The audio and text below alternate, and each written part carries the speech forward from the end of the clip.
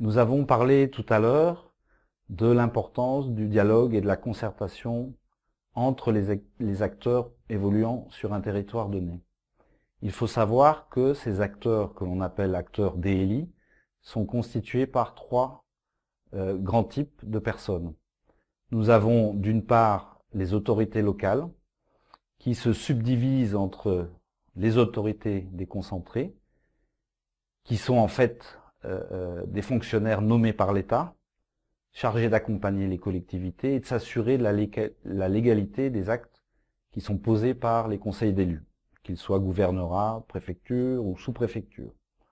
Notez au passage que le nom de ces autorités déconcentrées de l'État varie d'un pays à l'autre, c'est important. Et toujours dans le premier grand groupe d'acteurs d'élus, nous trouvons les autorités locales élues au suffrage direct ou indirect, qui sont en capacité de prendre des décisions dans la limite de leurs compétences transférées par l'État. Il s'agit des conseils municipaux et de leurs services techniques, mais cela peut être aussi à un niveau supérieur les conseils d'arrondissement ou encore les conseils provinciaux et les conseils régionaux.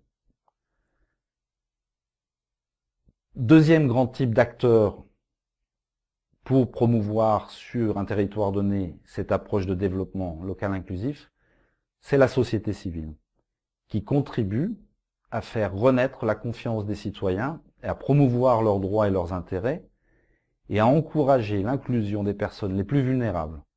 Parmi celles-ci, nous avons les leaders d'opinion, les conseils de quartier, les associations locales, les groupements d'associations, les mouvements et les plateformes, par exemple, d'organisation de personnes handicapées. Et enfin, troisième grand type d'acteurs de type DLI, ce sont les prestataires de services, qu'ils soient du public ou du privé.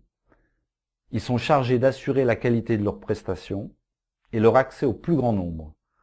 Accès aux établissements sectoriels recevant du public, les centres de santé, les écoles, les centres de formation professionnelle, mais également les établissements privés qui reçoivent du public, comme les institutions de microfinance, les banques, les postes, les commerces, mais également les organisations professionnelles, patronales, syndicales, artisanales, mais aussi les médias, représentés par la radio, la presse, la télévision, également les organisations de solidarité internationale, ainsi que les bailleurs de fonds.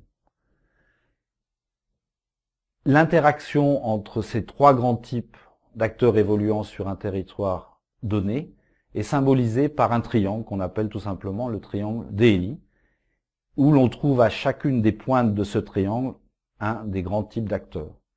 Donc à l'une des pointes, nous retrouvons les autorités locales, une seconde pointe où l'on retrouve les prestataires de services, et enfin la troisième pointe qui représente la société civile.